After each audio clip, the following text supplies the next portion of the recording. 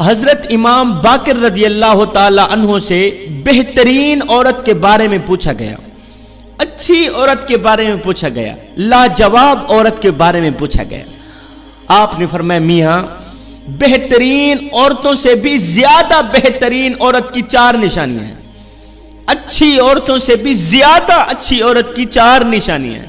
پوچھا گیا حضرت وہ کون کون سی ہیں؟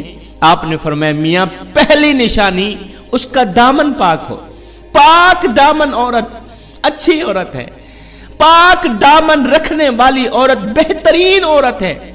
فرمایا شادی سے پہلے اس کا دامن ماں باپ کے دامن کے سوا کسی کے ساتھ نہ جڑا ہوا ہو، اور شادی کے بعد اس کا دامن شوہر کے دامن کے سوا کسی کے ساتھ نہ جڑا ہوا ہو۔ ایسی عورت اچھی عورت ہے۔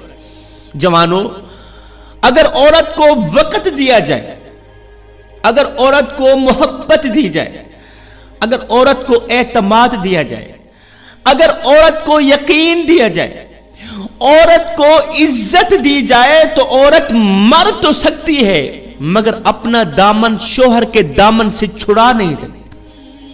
عورت مرنا گوارا کرے گی، اپنا دامن چھڑانا گوارا نہیں کرے گی اگر یہ 4 چیزیں دی جائیں، ایک اعتماد، دوسری محبت، تیسری عزت اور چوتھا یقین۔ اگر یہ 4 چیزیں عورت کو دی جائیں، بیوی کو دی جائیں، بیوی مر تو سکتی ہے، شوہر کے علاوہ کسی کے اوپر نظر نہیں ڈال سکتی۔ فرمایا دین کا درد رکھنے والی عورت، دین سے محبت رکھنے والی عورت اچھی عورت ہے، بہترین عورت ہے۔ دین سے محبت کی بات آئی، مجھے اس عورت کی کہانی یاد آ گئی، مجھے اس لاجواب عورت کا واقعہ یاد آ گیا۔ آپ سنیں، دل کے کانوں سے سنیں۔ ایک عورت اپنا خاندان چھوڑ کر، اپنا سب کچھ چھوڑ کر، بھاگ کر میرے حضور علیہ السلام کی خدمت میں حاضر ہوئی۔ کہنے لگی آقا میں نے اپنے میکے چھوڑ دی، میں اپنا سسرال چھوڑ کے آئی ہوں، میں مال والی تھی، مال بھی چھوڑ کے آئی ہوں، جائیداد والی تھی، جائیداد بھی چھوڑ کے آئی ہوں، ایک بیٹا ساتھ میں لے کے آئی ہوں۔ حضور میری یہ خواہش ہے، میری یہ تمنا ہے کہ میرا بیٹا آپ کی نوکری کرے گا اور میں آپ کی بیٹی سیدہ فاطمہ الزہرا کے برتن دھویا کروں، میں آپ کی بیٹی کی نوکری کیا کروں۔ حضور میری یہ قربانی قبول فرمائے، میری یہ خدمت قبول فرمائے، میرے بیٹے کو دین کے لیے وقف کر دیں۔ حضور میں نے آپ کے لیے اپنا سب کچھ چھوڑا۔ حضور میرے رشتہ دار سارے کے سارے کافر تھے، حضور کافروں کے ساتھ رہ کر میں اپنا دامن ناپاک نہیں کرانا چاہتی تھی، میں اپنا دامن خراب نہیں کرانا چاہتی تھی۔ میرے حضور علیہ السلام نے اس کے بیٹے کو جوانوں کی صف میں بٹھا دیا علم حاصل کرنے کے لیے، اور ماں کو سیدہ فاطمہ الزہرا کے پاس بھیج دیا علم حاصل کرنے کے لیے۔ حضرت انس رضی اللہ تعالی عنہ فرماتے ہیں یہ نوجوان اتنا حسین و جمیل تھا اور اتنا پیارا تھا، اس کا اٹھنا بیٹھنا اتنا پیارا تھا، اس کا کردار اتنا پیارا تھا، بڑی ہی دلچسپی سے نمازیں پڑھا کرتا تھا، بڑی ہی دلچسپی سے روزہ رکھا کرتا تھا۔ جب حضور علیہ السلام کے سامنے بیٹھتا تو دل کے کانوں سے آقا کی باتیں سنتا اور اس پر عمل بھی کیا کرتا تھا۔ اچھا بولتا، اچھا کردار اپنانے والا نوجوان، اچھے عمل کرنے والا نوجوان۔ اللہ کا کرنا ایسا ہوا وہ بیمار ہو گئے۔ جب بیمار ہوا اتنا علیل ہوا، اتنا بیمار ہوا کہ اس کا جسم کام کرنا چھوڑ گیا، اس کی زبان بولنا چھوڑ گئی، اس کے کان سننے کو چھوڑ گئے، اس کے ہاتھ ہلنا چھوڑ گئے، اس کے پاؤں ہلنا چھوڑ گئے، اس کا دماغ کام کرنا چھوڑ گیا۔ اتنا علیل ہوا کہ ہم بھی ساتھ میں بیٹھے ہوئے تھے۔ اس نوجوان نے ایک دم آہ بھری ٹھنڈا سانس نکالا، لا الہ الا اللہ محمد الرسول اللہ پڑھتے ہی اس نوجوان کی روح پرواز کر گئی، نوجوان فوت ہو گیا۔ میرے حضور علیہ السلام کمرے کے اندر آئے، میرے حضور علیہ السلام کی آنکھیں ایک دم چھم چھم برسنے لگی۔ میرے حضور علیہ السلام نے اس پیارے سے نوجوان کے چہرے کی طرف دیکھا، اس کی سر پہ ہاتھ پھیرا، ہاتھ پھیرتے ہی میرے حضور علیہ السلام نے سب سے پہلے جو جملہ ارشاد فرمایا وہ یہ تھا کہ اے انس اس کو غسل تو نے دینا ہے، اس کا جنازہ میں ہی پڑھوں گا، اس کے حق میں دعا میں ہی کروں گا، اس کی تدفین میں نہیں کرنی۔ یہ کہتے ہی پھر ایک دم فیصلہ بدل گیا۔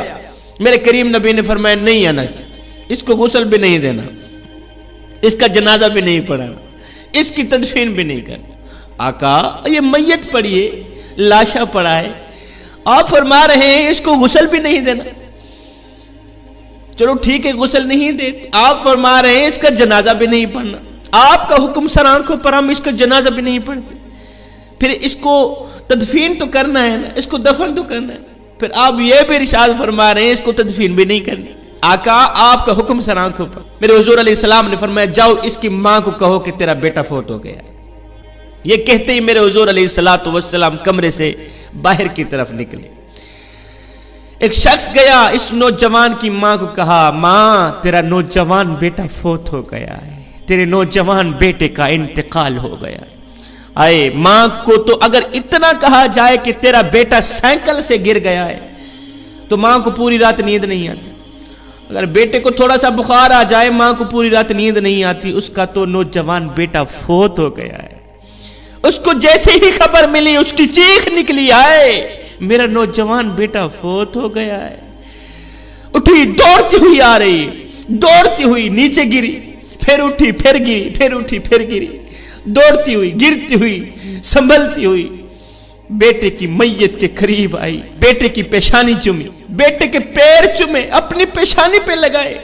اس کے بعد دونوں ہاتھ اٹھائے، رو کر کہنے لگی او میرے کریم رب میں نے اپنے چھوڑے تیرے دین کے لیے، مالک میں نے میکے چھوڑے تیرے دین کے لیے، میں نے اپنا سسرال چھوڑا تیرے دین کے لیے. میں جائیداد والی تھی، جائیداد چھوڑی، مال والی تھی، مال چھوڑا تیرے دین کے لیے، تیرے حبیب کے لیے. میں اپنا سب کچھ چھوڑ کر تیرے حبیب کی چوکھٹ پر آئی. مالک میرے سارے رشتہ دار کافر ہیں، میرے میکے کافر، میرے سسرال کافر، وہ تجھے نہیں مانتے، وہ تیرے رسول کو نہیں مانتے. مالک میرے بیٹے نے آج نہیں تو کل مر جانا تھا، مجھے اس کے مرنے کا کوئی شکوہ نہیں، کوئی گلہ نہیں. پر میرے مالک جب میرے رشتہ دار کافروں کو پتہ چلے گا کہ تو نے کلمہ ہی کیا پڑھا اور نوجوان بیٹا دے بیٹھی تو میں ان کو کیا منہ دکھاؤں گی. میرے مالک تو میری لاج رکھ. جب میرے کافروں کو رشتہ داروں کو پتہ چلے گا کہ تو نے کلمہ ہی کیا پڑھا، نوجوان بیٹے سے ہاتھ دھو بیٹھی، نوجوان بیٹا دے بیٹھی، کلمہ نہ پڑھتی ہو سکتا تھا تیرا بیٹا بچ جاتا، نہ مرتا. تو نے کلمہ پڑھا ہے، کلمہ پڑھنے کی وجہ سے تیرا بیٹا بیمار ہو گیا، تیرا بیٹا لاغر ہو گیا، آخر کار وہ مر گیا. مالک میں ان کافروں کو کیا منہ دکھاؤں گی، کیا جواب دوں گی؟ میرے پاس تو کوئی جواب نہیں ہے. میرے اوپر اپنی نظر رحمت فرما، خاص نظر رحمت فرما. میرے بیٹے کے اندر روح ایک بار پھر سے ڈال، مجھے مایوس نہ کر خدا را. اپنے حبیب کا صدقہ، اپنے دین کا صدقہ میرے بیٹے کے اندر ایک بار پھر سے روح ڈال دے، میرے بیٹے کو ایک بار پھر سے زندگی دے دے. حضرت انس رضی اللہ تعالی عنہ فرماتے ہیں ایمان، یقین اور استقامت کے ساتھ اس ماں نے جب دعا کی، دعا کے لیے ہاتھ اٹھائے اور یہ جملے دہرائے تو ہم نے مسجد نبوی کے صحن میں ایک عجیب سا منظر دیکھا کہ مرا ہوا بیٹا کلمہ پڑھ کر ایک بار پھر سے زندہ ہو گیا. جس طرح کلمہ پڑھتے ہوئے مرا تھا اسی طرح کلمہ پڑھتے ہوئے اٹھ بیٹھا. جلدی سے بیٹے کو سینے سے لگایا، بیٹے کی پیشانی چومی، زندہ بیٹے کو دیکھ کر ایک نعرہ لگایا. نعرہ لگانے کے بعد کہنے لگی لوگو میرا نبی بھی سچا ہے، اس کا دین بھی سچا ہے. کافروں کے خدا تو سنتے بھی نہیں، میرے رسول کا خدا تو دعا منہ سے نکلتی بعد میں ہے، سنتا پہلے.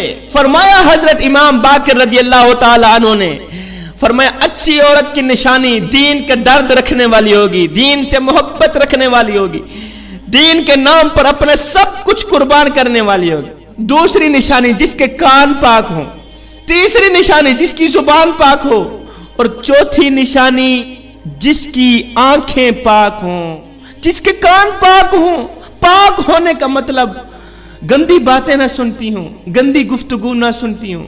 آج کل سوشل میڈیا کا دور ہے، ہر عورت کے ہاتھ میں موبائل ہے. گندی فلمیں نہ سنتی ہوں، گندے ڈرامے نہ سنتی ہوں، کانوں کو غلط آواز سے پاک رکھتی ہوں. چھوٹی موٹی بات کو سن کر اتنی بڑی بنا کے اپنی زبان سے اپنے شوہر کو نہ سناتی ہو، وہاں کی سن کر یہاں لگانا، یہاں کی سن کر وہاں لگانا، کانوں سے سن کر پھر اپنی زبان سے اتنی بڑی بات بنا کر اپنے شوہر کو بتانا، یہ اچھی عورت کی علامت نہیں۔ میری ماؤں، بہنوں، بیٹیوں، اگر تم بھی خود کو اچھا بنانا چاہتی ہو، بہترین عورت بنانا چاہتی ہو، تو پھر خدا را اپنے دامن کو پاک کر لو، اپنے دامن کو پاک کر لو، اپنے کانوں کو پاک کر لو، اپنی زبان کو پاک کر لو، اپنی آنکھوں کو پاک کر لو۔